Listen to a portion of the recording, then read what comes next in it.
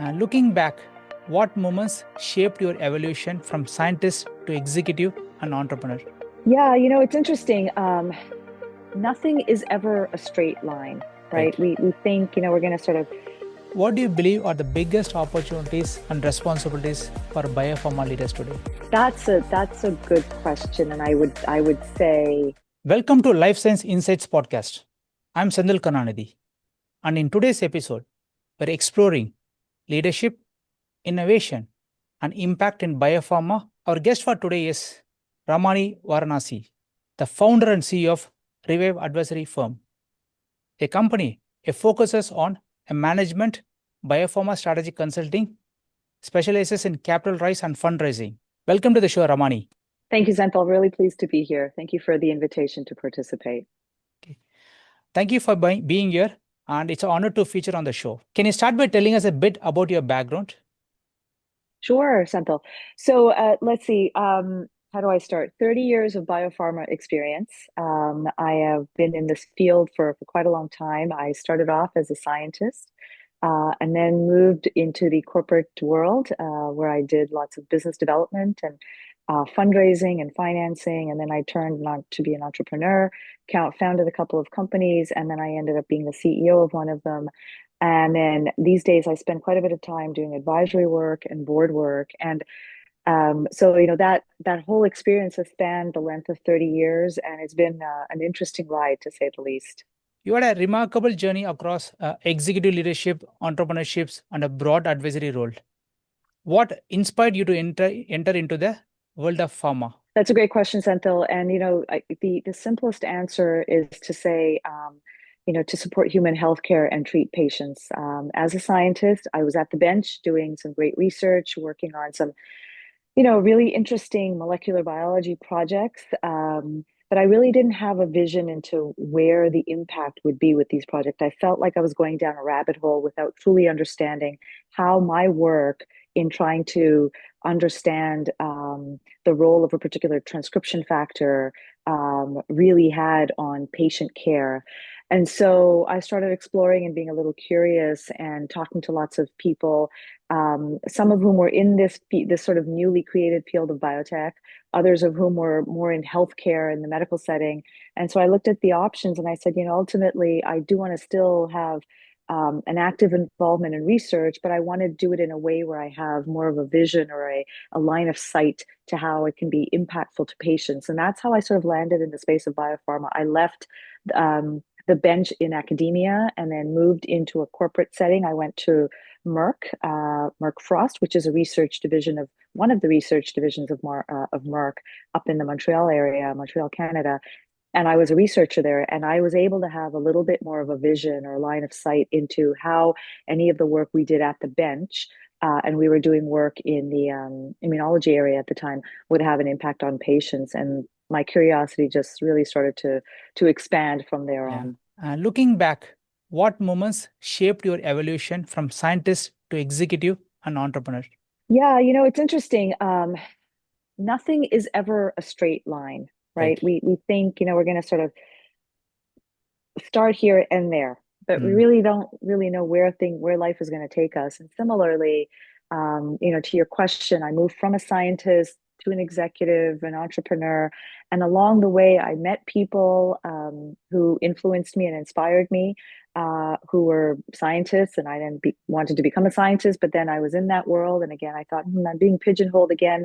Maybe I do need to expand. And I saw some colleagues at a company in Boston after I moved to Boston doing something very exciting in the way of business development and really doing much more outreach and being externally facing. And I thought, well, I would love to do that as well. So it was really my curiosity that sparked an interest in navigating through various paths, including the executive space as well as the entrepreneurship space. But also at times there were times within my career where I felt like I had hit the limit in terms of what I was able to learn and what I was able to contribute in a particular area. For instance, on the scientific side, certainly I could have risen in the ranks of the science realm and gone to become senior scientist and perhaps even a CSO at the time, or in any capacity. But I had this curiosity about things outside science. And, Okay. much like a lot of people, unless I actually venture out and try to satisfy that curiosity by doing something different, I tend to be very frustrated and feel unaccomplished. And so I thought, I'm curious about what my other colleagues are doing in this business development realm. Let me try to do it and see Right. if there's a path for me there. So it was partly feeling like there's something else out there for me. And I felt in some way that moving these into these different roles would allow me to have an even bigger vision or line of sight to what happens ultimately to a drug to get it to a patient. And so, it was part circumstance, part feeling like I was actually being limited in the context of the company I was at, but also being inspired by people who I saw doing these different things. And I thought, well, if they're doing it, why don't Okay. I try doing it? So Yes. that's how I navigated that world. Yeah, that's very interesting. And the curiosity is very important, right? So that makes you Yeah, to figure out a lot of other things. absolutely. How has your perspective as both as an optimistic and realistic influenced how you lead in highly complex and highly stakes industry? Yeah, well, I mean, it goes without say that to survive in the biotech or biopharma industry, which is wrought with lots of failures, right? I mean, the success rates are anywhere Right. between 10 to 15% in Right. terms of discovery through launching a product that actually treats a patient successfully. Um, in order to survive that, you have to be an optimist. Right? Yes. Otherwise, you're just going to like throw in your cards, throw in the towel, and walk away. Day one, day two, day three. So the optimism I call myself an optimist actually, and I think I say that on my LinkedIn profile. You have to just be optimistic about what's on the other side. Other What's on side. the other end of the spectrum. What's waiting for me at the end of the rainbow. In order to, and that's what curiosity is. It's optimism. Being sort of followed through from an action perspective. Um, but the notion of the realist, if you're constantly an optimist, um, you fail to see the truth in any situation that might ultimately lead you to failure. So, as an Okay. example, you know, having been a CEO, I'm an optimist, or I was an optimist. I continue to remain an optimist, but in my role, I was an optimist that we could do great things in the way of some of the science we were pursuing and some of the targets we were targeting in terms of drugability and the paths we were taking from a clinical perspective. But the realist in me also said, well, actually, if we're not going to get investment in this space, or if the readouts are going to be negative, or we're not going to hit the endpoints we expect to achieve, we need to now be able to pivot. That's the realism that steps in. So it's a combination of that understanding what is possible in the Okay. context of a real setting and a real environment, which is the drug development environment, and being able to make that very intellectually sort of solid decision Okay. um, to be able to pivot is it's such a critical piece of being a realist. And so I think in order to survive, really, as I said, you have to be an optimist, but you have to also combine that with being a realist to understand that some things are just not possible in the world of drug development.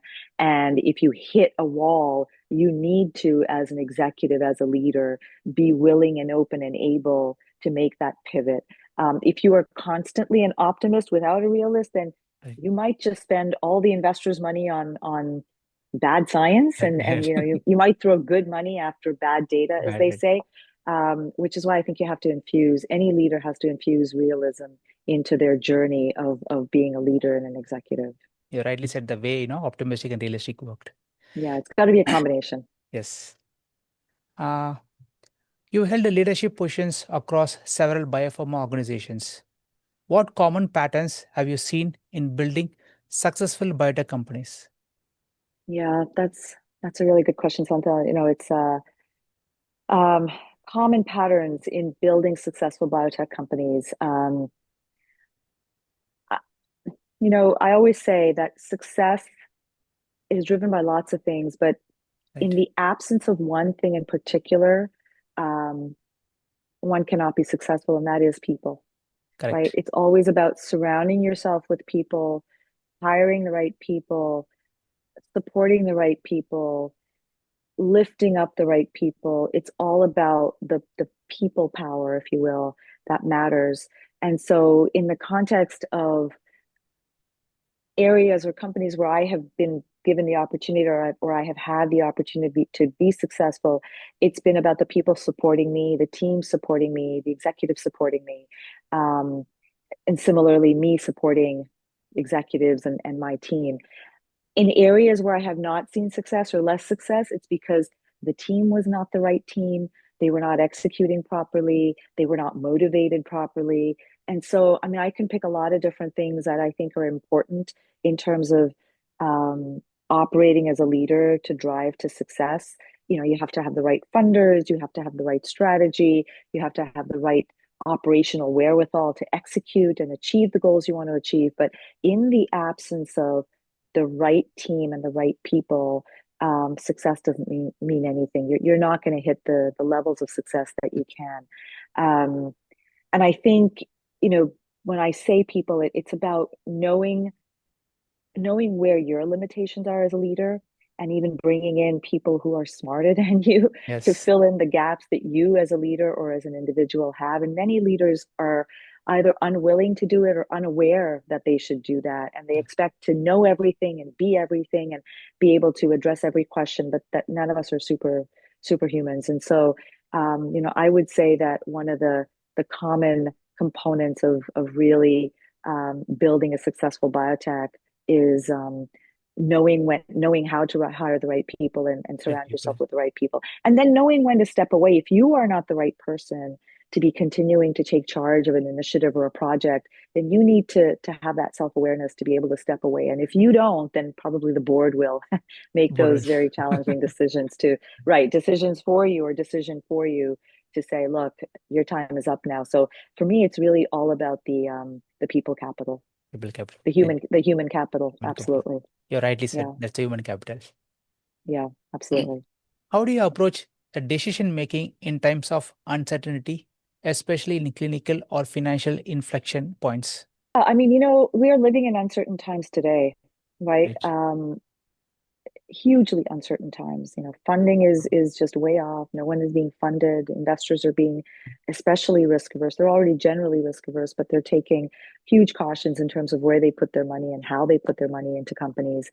Um, but that doesn't stop Hmm. a leader from the need to make decisions, right? You Right. still have to operate a company. You still have to decide whether you're going to run a trial or not, whether you're going to treat these patients or not, whether you're going to hire a particular set of employees or not.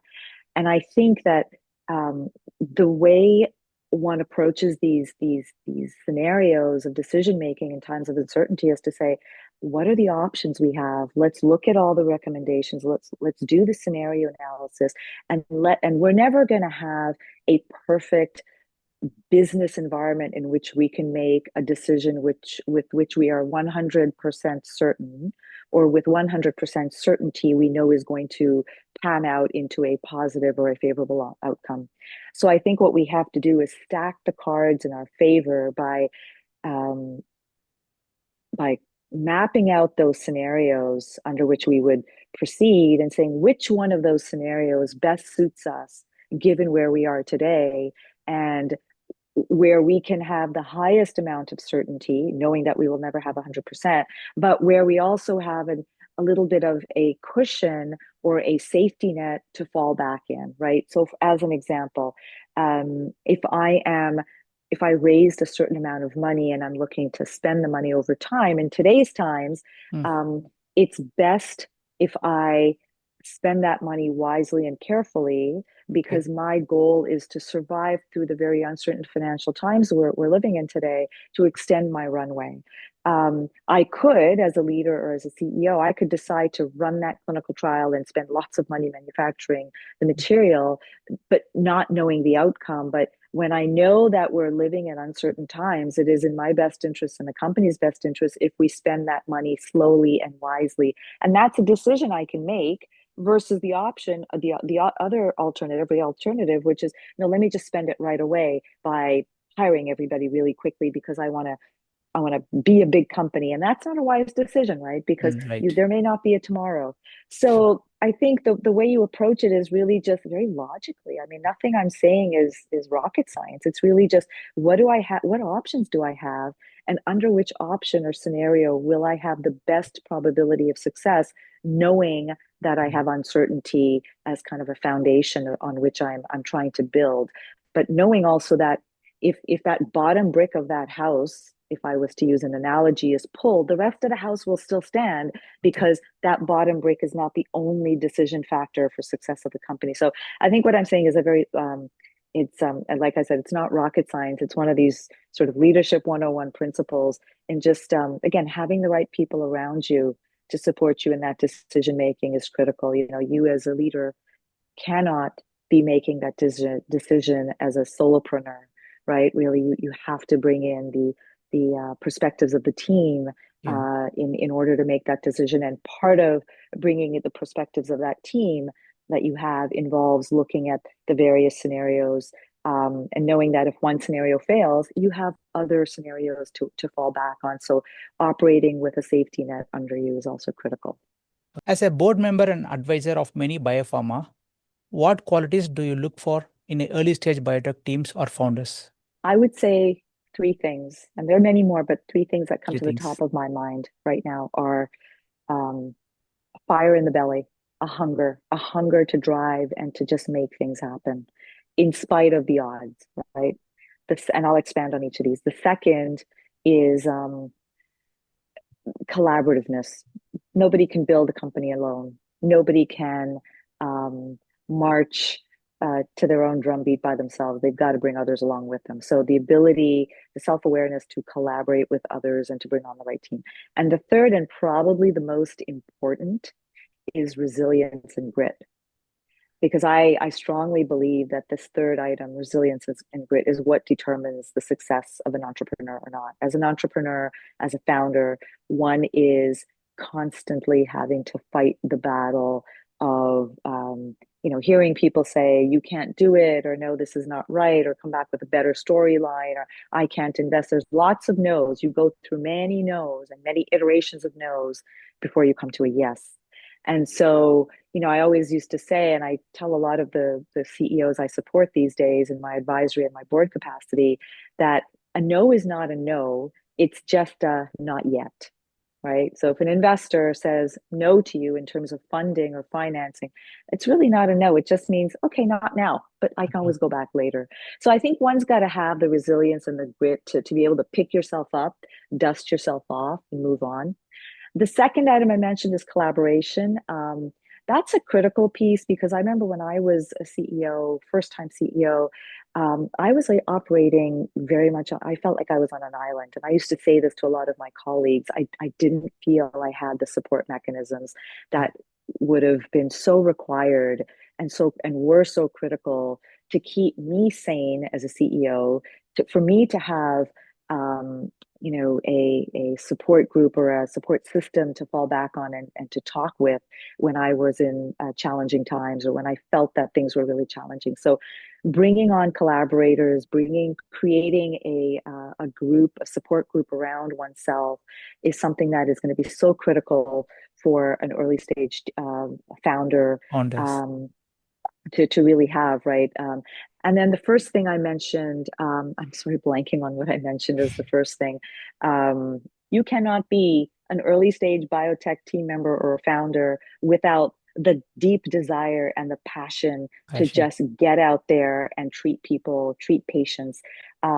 Those founders and biotech, early stage biotech team members who succeed are those who will, again, like I said, not take no for an answer, but also have this deep desire to say, I want to solve a solution, Mm. and I'm going to try my best using multiple approaches, and I'm going to take multiple shots on goal to try to address that solution, or address that problem with a multi-pronged solution approach. Those who give up early obviously will not succeed. And that's true whether you're an entrepreneur, whether you're a founder, or whether you're an early stage biotech member. Because again, the name of the game in our field is very much the cards are stacked against you to fail. unless you stand up to try to persevere. So again, just in summary, fire in the belly, that deep desire and passion to make things Passion. happen, really to try to do something above and beyond yourself. Second is collaboration and bringing people and teams around you to get support. You cannot do this alone. To the point I made earlier about people being very important. And then the third one is the resilience and the grit. And if you have all three, All as a three. founder, as an entrepreneur, as a biotech team member, you know, the world is your oyster, as they say. Yeah. You can really push to achieve as much as you possibly can. But then again, there's some sort of realism factors that come into play. But at the fundamental basis, Fundamental I think things. those are the three very critical components for an early stage biotech team or a founder entrepreneur to have or to learn if they don't have. Biopharma is evolving rapidly in AI, cell and gene therapy, and precision medicine. Which innovation do you believe will most transform patient outcomes? I want to say all the above, All Senthil. the I mean, above. because it's very difficult knowing what we know about the successes we've seen with AI, with cell and gene therapy, and Mm. with precision medicine to say that any one is more important than the other. I mean, I will say at the outset that certainly AI is in front of us, right? That's Yes. all we all talk about. We all talk AI about. in healthcare, AI in the finance industry, AI in whatever industry. And so AI is going to be a critically important component of what we do in the drug discovery, drug development, and ultimately the care delivery worlds.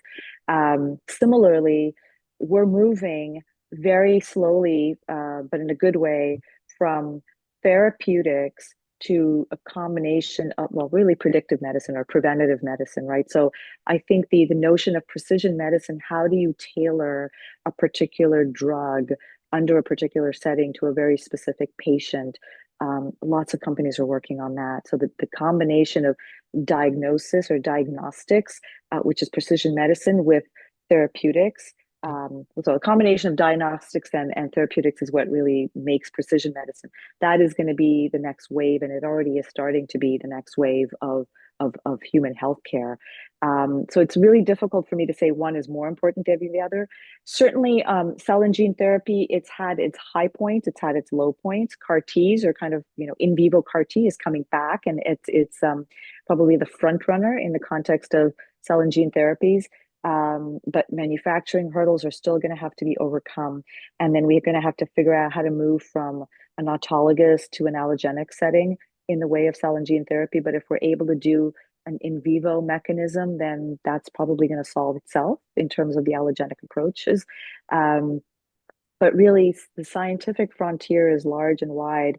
And I think if I had to really pick one word that is the buzzword or the buzz theme for today, it is AI and AI. AI applied to virtually everything. And we're seeing success stories and we're seeing lots of failures as well. And I think the proof is going to be in the pudding to really see where any of this AI approach to drug discovery, compound discovery or generative AI in the way of identifying the right molecules or drugs to put into patients that are going to then have the most positive outcomes. Agentic AI, I think, is people are going to look at it very cautiously in the world of drug development because as a drug developer, you don't want to give up the decision making of what to put into a patient or how to treat a patient to an AI system, not yet anyway. But all to say, I think AI has definitely made a big splash, but we have yet to see the number of success stories that we're hoping to see. So hopefully over time, it'll unveil itself more. Right. And it's also a combination of science and technology together, right? Absolutely. And that's what's so great about AI, right? It is a combination of technology at its core to science, and it has done some amazing things in the way Amazing of things. identifying compounds with great safety profiles and very good efficacy profiles. But to be able to say, I'm going to use AI to discover a drug and to run it down the course of drug development, the drug development pathway to then actually treat a patient without the intervention of a human or people, that's we're a long ways from that. That's we're getting there, but we have a long way to go before we get there.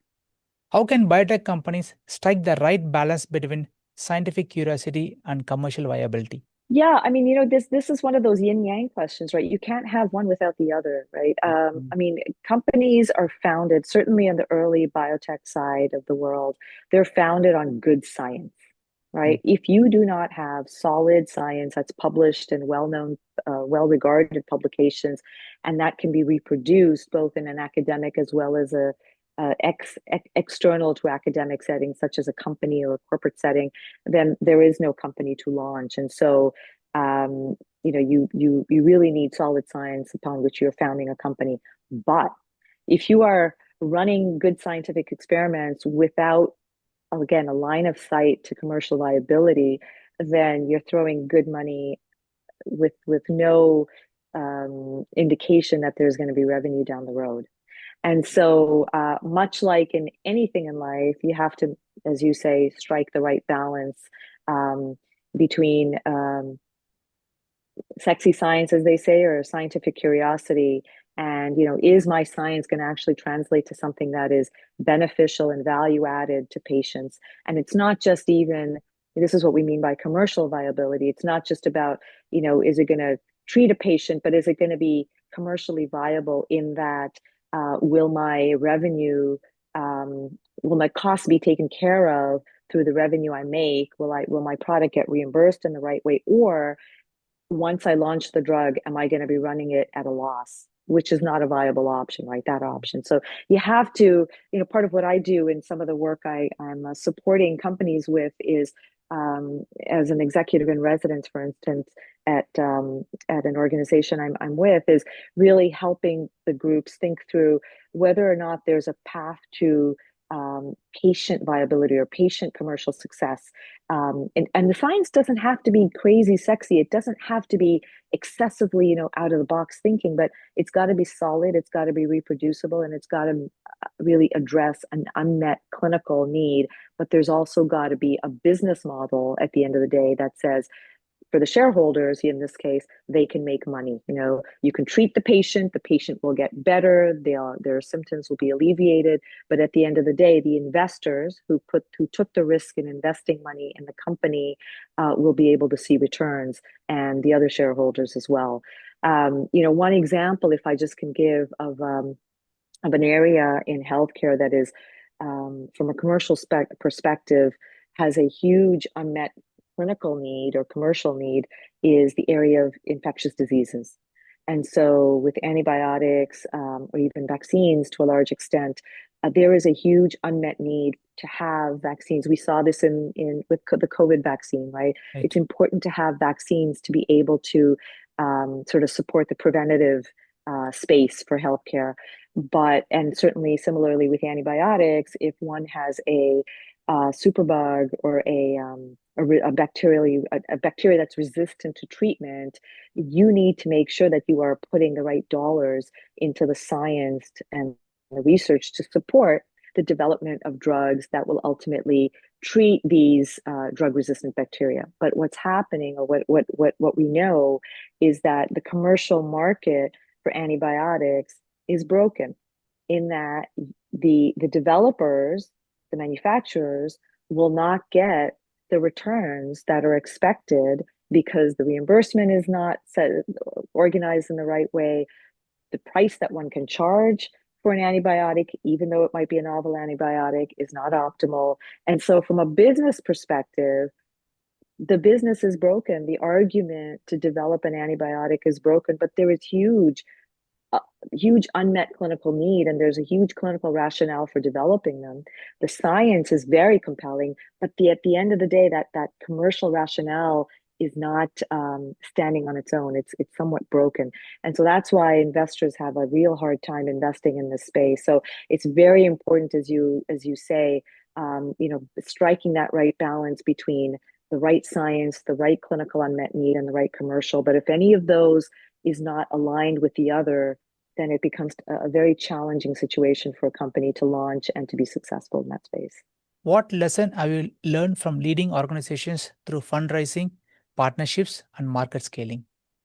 Again, I would be remiss if I said I knew. I'm not going to be able to list everything clearly, but there's so many lessons that one can learn. I think one of the lessons, that I have learned is, just always, um, there is no one path to success in the context of fundraising or partnerships or market scaling. If an investor says no, there are other investors to talk to. If one particular market is not open for you, then there, for instance, an indication, then there are adjacencies in terms of indications one can look at.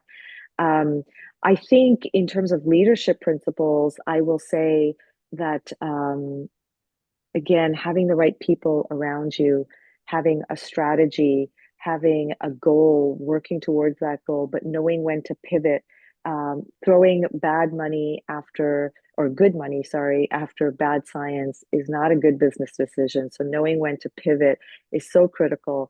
I'll also say, though, that fundraising, establishing partnerships, and then scaling companies to both from a manufacturing or a clinical side to treat patients, it's not an easy task, right? And so we tend to, in our industry, we want to celebrate the big wins, right? I want to celebrate the $50 million Series A, or the fact that I IPO'd, or the fact that I got a positive clinical trial. But we fail to recognize or to acknowledge that there are smaller wins along the way that we as a company, as leaders, and with our team should be celebrating. And so every little win is worth celebrating, because it's on those little wins that we are building the bigger wins. And so I would say that one of the lessons learned is just, don't just wait to celebrate the big wins, like the big dollar signs or the big closing of the clinical trials, meaning, your database is closed and you've got great data.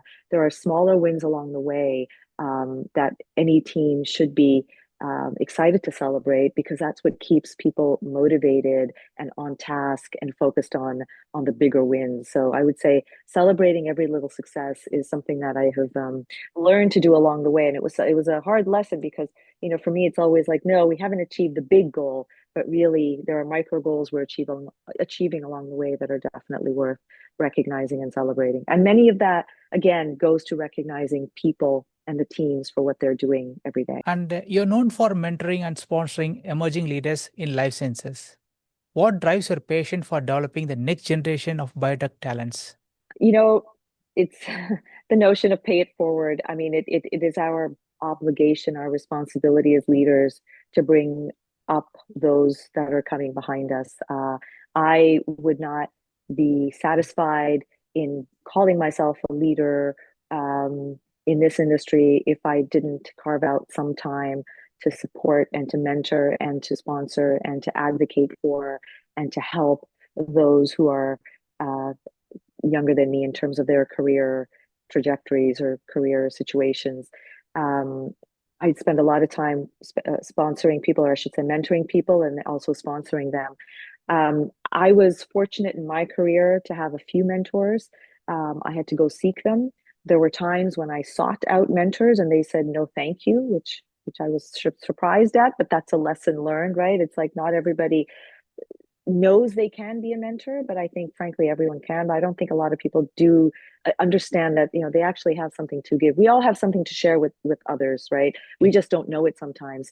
And so I think being open to saying, hey, I have a little bit of experience, I'm happy to impart to you whatever knowledge I have, I think it's almost an obligation, frankly, as I see it.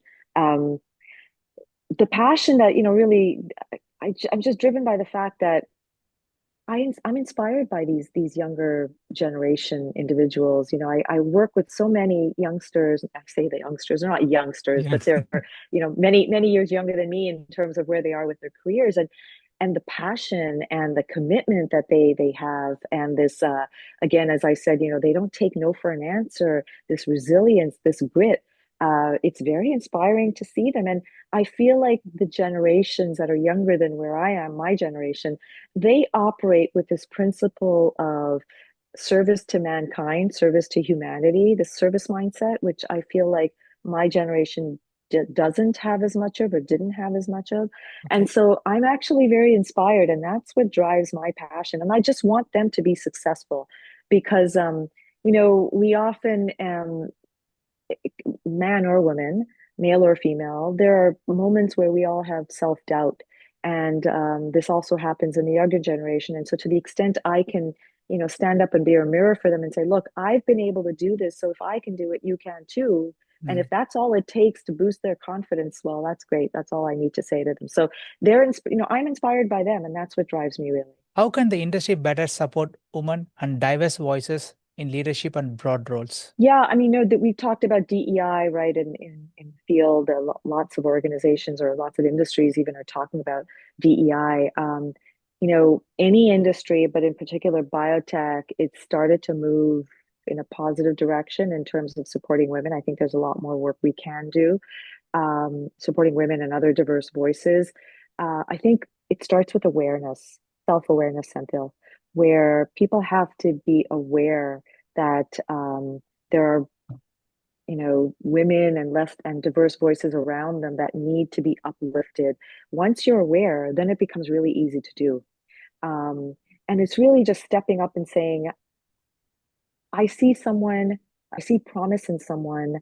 Um, they may not look like me, they may not be the same gender as me, but it's in my purview. I have the wherewithal to support them and help them. And all it is, it's sort of extending that helping hand to say, I got you, I can support you. Um, really it starts with self-awareness, but beyond that, it's just do. Let's stop thinking and talking about Yes. it and let's just step in and do. So ultimately, I'd say, how can the industry better support? Take action, because we know what the problem is. We have the solution. Let's just implement the solution now. It's Let's right. help each other, help each other, really. Let's, help me, help you, Help help me. me, That's etc., true. and back and forth. As a long term advocate for patient centered innovation, how do you see patient perspective reshaping R&D strategy? Yeah, the patient voice is huge, right? Drugs don't get developed and they're not successfully marketed without patients saying, we demand that this be done, or here are the type of drugs we need, and this is why we need them. Um,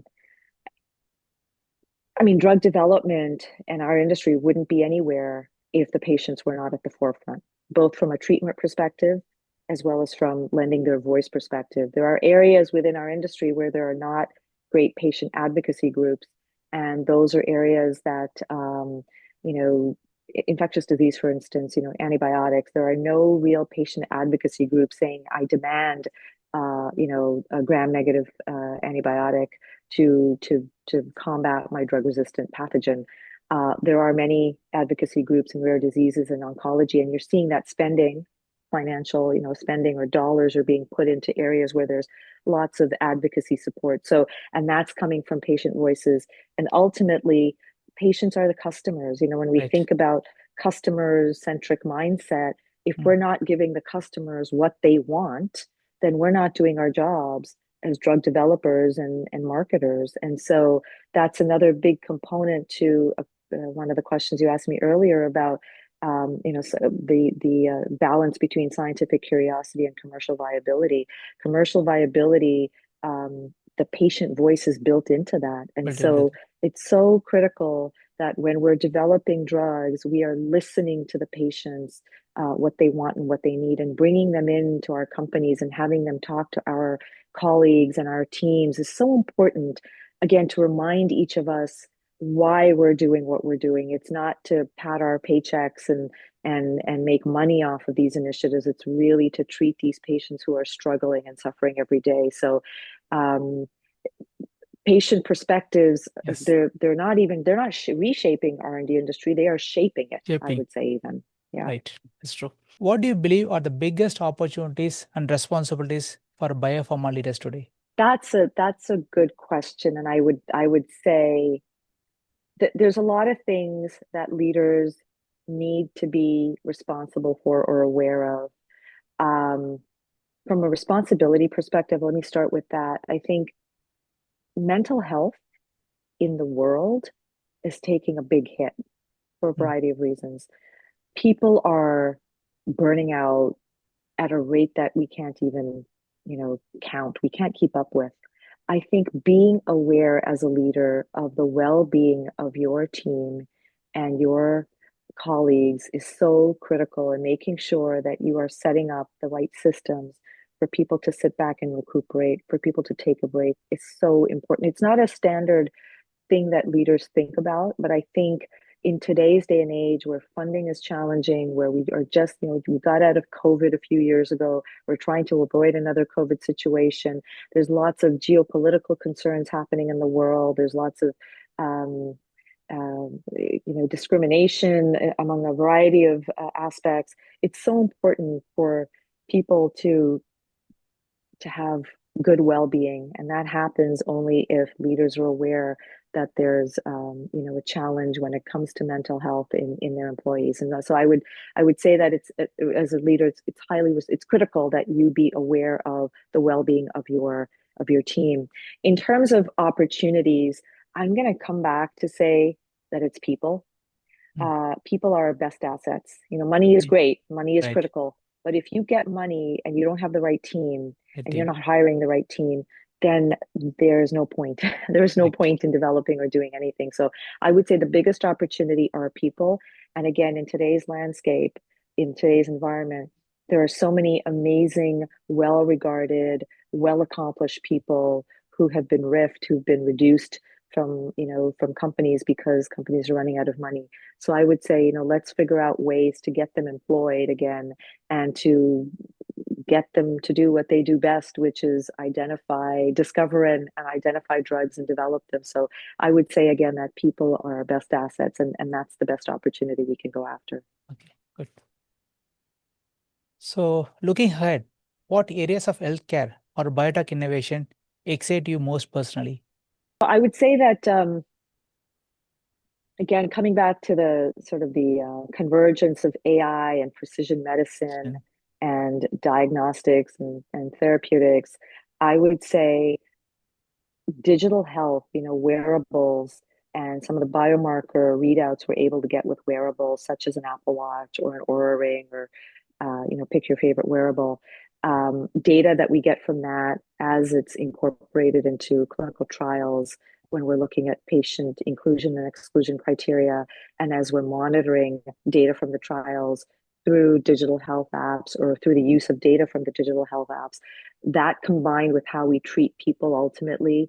So the combination of digital health, precision medicine, and therapeutics, I think is going to be huge. I think Which every drug company that is developing a therapeutic is starting to or is already incorporating digital and AI in the context of designing their trials, running their trials, and ultimately thinking about how they're going to commercialize. And so that convergence is happening as we speak, and I think that is going to be huge in the context of it's actually biotech is a subset of healthcare, but I right. think the care giving piece of this is going to be biotech is going to be further supported to give good care to ultimately the patient by Patient. use of digital health and AI. So that convergence is happening whether we realize it or not.